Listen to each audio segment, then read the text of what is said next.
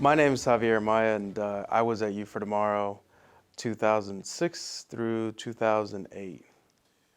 When you look back in hindsight now, what did Youth for Tomorrow mean to you? Now you're a long time gone from this location. You've gone to a very successful career.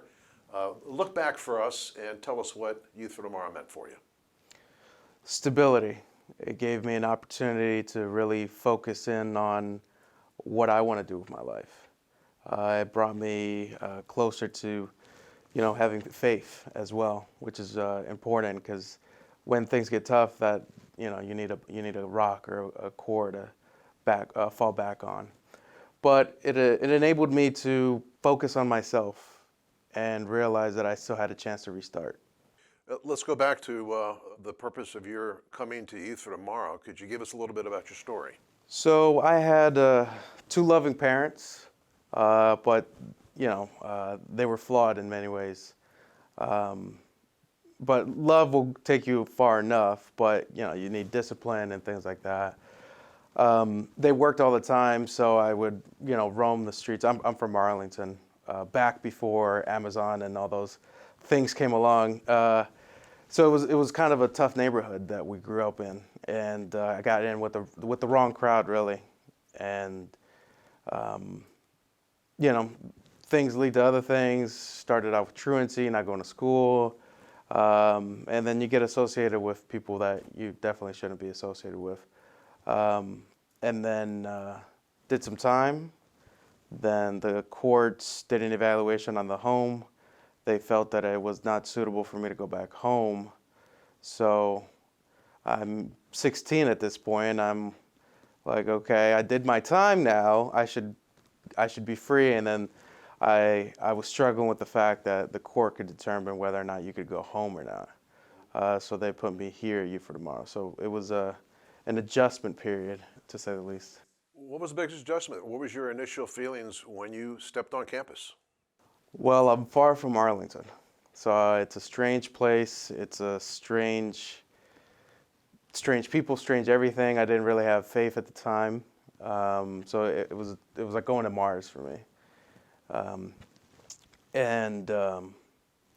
Once I got situated, saw that the people that were here cared, and I don't know what they're called now, but the folks that used to kind of manage the halls, make sure that the kids are safe, those were some of the most important people. Those were almost your parents in a weird way. You had actual hall parents as well, so there was a lot of structure and stability, things that I really didn't have at home, that kind of evolved, and I admired them for having, for caring about somebody that they don't even know, So how would you describe your transformation while you were here at Youth for Tomorrow as a result of the staff and the time you put in here? I was always called a smart kid, but now I'm able to be focused on school, so I scored very high in the SOL. I was like statewide recognized in I think one of the SOLs when I was here, and that business acumen, those things like that. So as opposed to doing that in like the streets, you could put that towards studying and thinking more creatively on how to be more entrepreneurial and doing it in a positive way. So that was the transformation that I had, but also, just changing your character in the sense of doing the right thing. It's easier to be honest. It's easier to be a forthcoming person than having to, live in lies or do anything like that. You mentioned faith a couple of times. How did your faith transform while you were here? Well, I went from nothing to having big faith. So it's a huge transformation.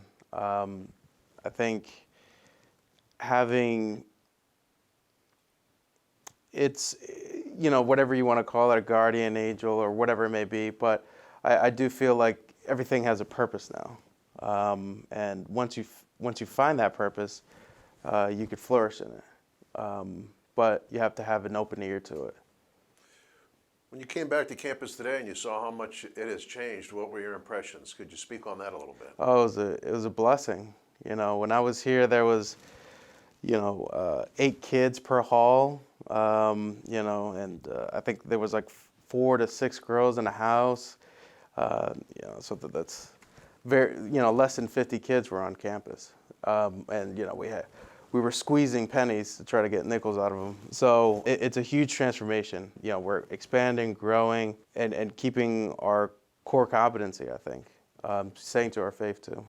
And your journey since departing Youth for Tomorrow has been very interesting. Could you tell folks a little bit of your resume since you left Youth for Tomorrow? Yeah, so I ultimately graduated from Strayer with undergrads in finance, minored in accounting. I have been doing cybersecurity for the last 10 years in the sales side, naturally.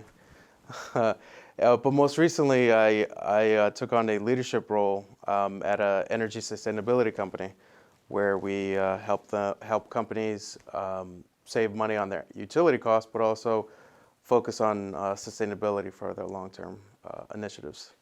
You're doing great. Where would you be, you think, if you didn't come here? Jail, probably, Yeah. or worse. Right. Which worse is dead. So Right, right. It just that was the crowd you were in. It's when you take time away and you expose yourself around better people and have faith and people of values and things like that. It's more than it's about being around the right people, I think. So I discovered faith. I discovered really it comes down to it gave me hope. That's really what it is. Any of the folks that were here to help you come to mind when you think about being at Youth for Tomorrow? It's been a few years. Some of those folks are still around. Yep. Mrs. Jean Jones, she's always top of mind. She's the firm motherly hand that I always needed. Dr. Jones has always been kind of a father figure for me, in the sense that you don't talk every day, but when you see each other, it's always a great time. Yeah.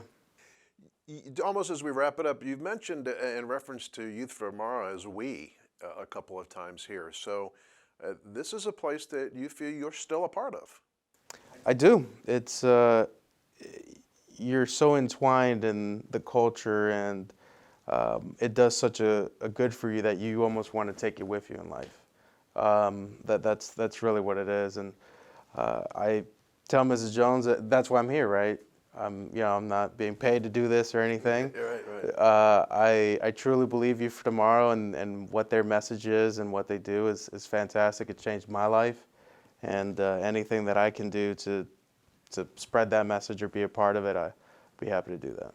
Finally, if you were in front of a group of 15, 16-year-old kids like young Javier was back in the day, what would you say to them? What kind of advice, now that you've been through it and have come out on the other side very successful, what advice would you give them? The advice I would give them is have faith, and whatever you're going through right now comes to an end. The choices you make now will affect tomorrow and moving forward. So a lot of times, the challenges you're facing right now are because of choices you made X number of weeks ago. So start making the right choices today so you can have a better tomorrow.